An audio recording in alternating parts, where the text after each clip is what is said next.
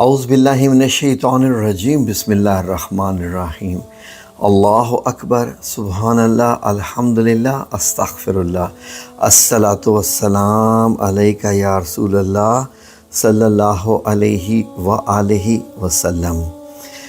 ناظرین، نبی کریم صلی اللہ علیہ وآلہ وسلم کی محبت میں، عشق میں صحابہ اکرام نے بھی شعر لکھے، اس کے بعد تابعین نے، تبع تابعین نے، علماء کاملین نے، محدثین نے اور دیگر جو عاشقان رسول ہوتے ہیں وہ اپنی محبت کا اظہار کرتے رہتے ہیں۔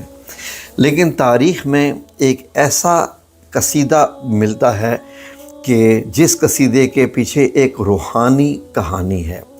روحانی کہانی اس لیے ہے کہ اس قصیدہ بردہ شریف کو جو ہے وہ بہت مقبولیت حاصل ہوئی، کیونکہ اس کے ساتھ کچھ ایسے واقعات جڑ گئے جن سے ایسے ثبوت ملے کہ یہ قصیدہ بردہ شریف نبی کریم صلی اللہ علیہ وآلہ وسلم کی بارگاہ میں یہ مقبول ہوا اور آپ کو پسند آیا۔ ناظرین، یہ قصیدہ بردہ جو ہے تقریباً آج سے 750 سال پہلے لکھا گیا، اور اس جو قصیدہ ہے اس کا اصل نام الکواکب الدریہ فی مدح خیر البریہ جو ہے اس کا نام ہے۔ تو قصیدہ لکھنے والے کا نام کیا ہے؟ حضرت سیدنا امام شرف الدین محمد بصیری۔ ان کی وفات 696 ہجری، یعنی اس وقت ہم 1445 ہجری میں ہیں تو 696 ہجری میں ہوئی۔ یہ ناظرین اپنے زمانے کے بہت ہی اعلیٰ قسم کے ممتاز عالم مبلغ تھے اور آپ صلی اللہ علیہ وسلم سے نہایت عشق کرتے تھے۔ ناظرین، ان کے ساتھ واقعہ کیا ہوا شرف الدین محمد البصیری کے ساتھ کہ ان کو فالج ہوا، جبکہ ایک روایت میں یہ بھی ملتا ہے کہ شاید ان کو کوڑ کی بیماری ہوئی تھی، لیکن تقریباً جو فالج والی روایت ہے وہ زیادہ مقبول ہے کہ ان کو آدھے جسم کا فالج ہو گیا اور آپ چلنے سے جو ہے وہ معذور ہو گئے، بڑی تکلیف میں تھے، تو بڑی پریشانی ہوئی۔ تو یہی سوچا کہ جس طریقے سے نبی کریم صلی اللہ علیہ وآلہ وسلم اپنا دست مبارک کسی کے جسم پہ پھیرتے تھے تو اس کو شفا مل جاتی تھی، اس طرح کے واقعات سنے ہوئے تھے۔ تو انہوں نے فیصلہ کیا کہ نبی کریم صلی اللہ علیہ وآلہ وسلم کوئی ایسے تو نہیں ہے کہ وہ اب نہیں ہیں یا پہلے تھے۔ تو انہوں نے یہ فیصلہ کیا کہ میں آج ایک ایسا قصیدہ لکھوں گا اور نبی پاک صلی اللہ علیہ وسلم کی بارگاہ میں پیش کروں گا کہ ہو سکتا ہے کہ مجھے اس سے کچھ فائدہ ہو جائے، یعنی یقین کی حد تک۔ ناظرین، محمد البصیری کی کاوش کامیاب ہوئی اور رات کو جیسے ہی سوئے، آنکھیں بند کی، روحانی آنکھ کھولی اور خواب میں کیا دیکھتے ہیں کہ نبی کریم صلی اللہ علیہ وآلہ وسلم سامنے موجود ہیں اور یہ قصیدہ سنا رہے ہیں، اور نبی پاک صلی اللہ علیہ وسلم قصیدہ سنتے ہوئے مسکرا رہے ہیں۔ اور جیسے یہ قصیدہ ابھی مکمل نہیں ہوا تھا تو فرماتے ہیں کہ ایک جگہ پر آ کر رک گئے، ایک مصرے پہ آ کے۔ وہ مصرع کیا تھا؟ فَمَبْلَغُ الْعِلْمِ فِيهِ أَنَاهُ بَشَرٌ۔ تو آپ صلی اللہ علیہ وسلم نے فرمایا کہ آگے پڑھیے۔ تو عرض کی یا رسول اللہ کہ مجھے اس شعر کا دوسرا مصرع نہیں مل رہا ہے، اور آپ صلی اللہ علیہ وسلم نے فرمایا کہ یہ کہو وَأَنَّهُ خَيْرُ الْخَلْقِ اللَّهِ كُلِّهِمْ۔ تو یہ جب مصرع مکمل ہوا تو سرکار دو عالم صلی اللہ علیہ وآلہ وسلم نے اپنا دست مبارک محمد شرف الدین البصیری کے جسم مبارک پر پھیرا اور اپنی چادر اوڑھ دی۔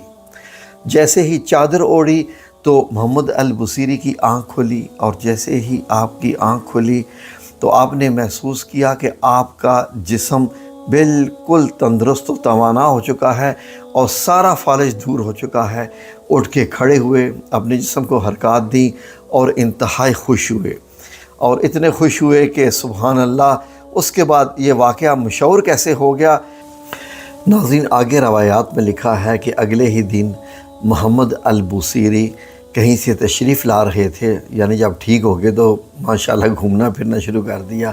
باہر نکلے، واپس آ رہے تھے تو ایک اس زمانے کے جو معروف بزرگ تھے حضرت شیخ ابو الرجا، ان سے ملاقات ہوئی تو انہوں نے محمد البوصیری کو روکا اور حال پوچھا اور یہ فرمایا کہ جو آپ نے قصیدہ لکھا ہے وہ مجھے پڑھ کے سنائیے۔ محمد البوصیری نے رات کو ہی قصیدہ لکھا تھا تو وہ حیران ہوئے، پوچھے کہ کون سا قصیدہ سناؤں؟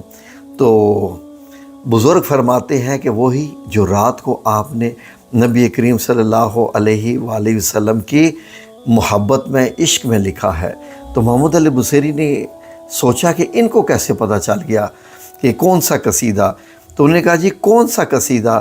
تو انہوں نے فرمایا کہ یہ والا جو تم نے قصیدہ لکھا تھا، امن تذکر جیران بزئی السلم مزجتا و ماجری من مقلاد بھدم، جس کا مطلب بنتا ہے کہ تو نے زئی السلم کے پڑوسیوں کو یاد کرنے کی وجہ سے گوشہ چشم سے بہنے والے آنسو کو خون سے ملا دیا۔ محمد البوصیری بڑے حیران ہوئے کہ ان کو کیسے پتہ چل گیا کہ یہ کیا معاملہ ہے اور ہوا کیا ہے۔ تو انہوں نے فرمایا کہ مجھے خداوند تعالیٰ کی قسم کہ جب یہ قصیدہ آپ نبی کریم صلی اللہ علیہ وآلہ وسلم کی خدمت میں پیش کر رہے تھے تو اس محفل میں بھی ہماتن گوش تھا، یعنی میں بھی یہ قصیدہ سن رہا تھا۔ تو اس لیے میں آپ سے پوچھ رہا ہوں، یہ ہوتے ہیں واقعات بزرگوں کے اور اس طرح کے معاملات کے جو کہ ایک عام انسان ان چیزوں کو نہیں سمجھ سکتا ہے۔ تو اس کے بعد محمد بوصیری بہت خوش ہوئے اور یہ قصیدہ جو ہے وہ اتنا مشہور ہوا، اور اس کے بعد یہ واقعہ ان دونوں کی ملاقات کا بھی مشہور ہوگا کہ یہ اس وقت کے وزیر کا نام بہاؤالدین تھا۔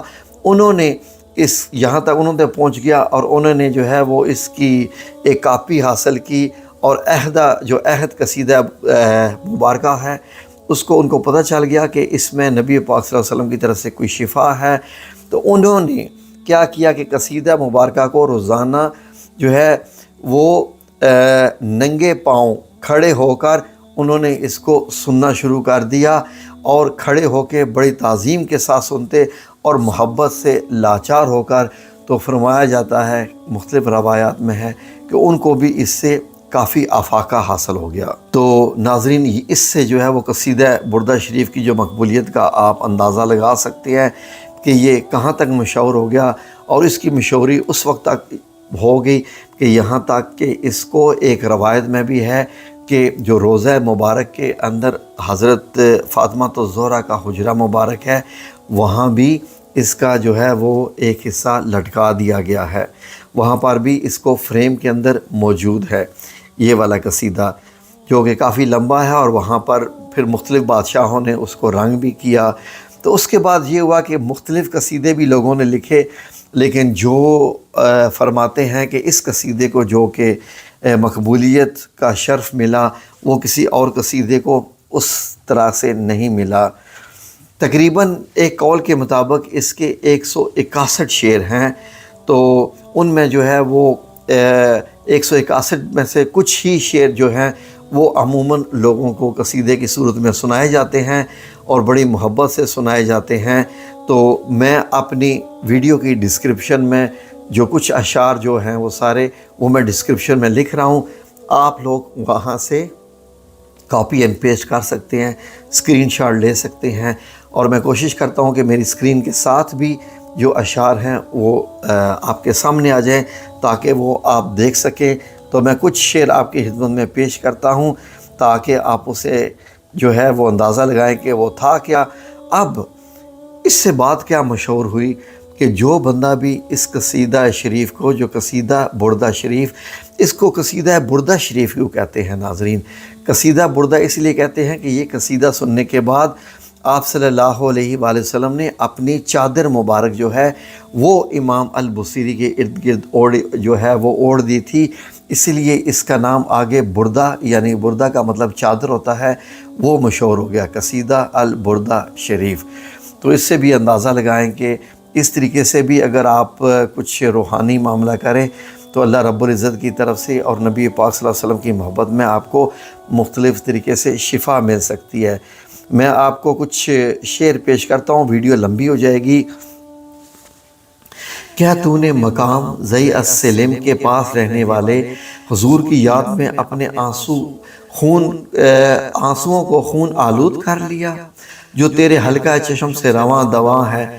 یہ موضع کاظمہ کی جانب سے ہوائے اشک بار چلی، یا پھر کوہ عظم سے رات کے تاریک اندھیروں میں بجلی چمکتی ہے، جو تجھے وہاں کے یاد خون کے آنسو رلا رہی ہے؟ اگر یہ عشق و مستی نہیں تو پھر تیری دونوں آنکھوں کو کیا ہوا ہے کہ تو انہیں رونے سے رک جانے کی استعداد تو اور زیادہ آنسو بہنے لگتے ہیں۔ یہ حالت تیرے دل کی ہے، جس قدر سکون کی تلقین کرتا ہے اس قدر مبتلا خمار عشق ہوتا ہے۔ کیا زار و قطار گریہ کرنے والا عاشق یہ گمان رکھتا ہے کہ راز محبت اشک رواں اور دل بریاں کے ہوتے چھپ سکے؟ ہرگز نہیں۔ اگر تجھے محبت نہ ہوتی تو محبوب کے چھوڑے ہوئے نشانات اور کھنڈرات پر ہرگز آنسو نہ بہاتا، اور درخت بان اور کوہ عظم کی یاد میں کیوں راتوں کو جاگتا ہے؟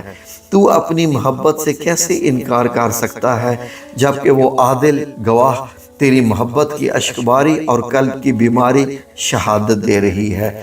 جب دار محبت اور غم عشق نے تیرے رخساروں پہ دو نشان ثبت کر دیے جو پہاڑ کی مثل مرض کے گلنار اور زردی مانند غم درخت کے نمایاں کر دیے ہیں، اب عشق بے پایاں سے انکار ممکن نہیں ہے۔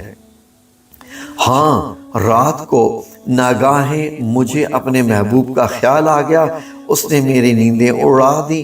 واقعی محبت لذات زندگی کے غم کو فنا کر دیتی ہے۔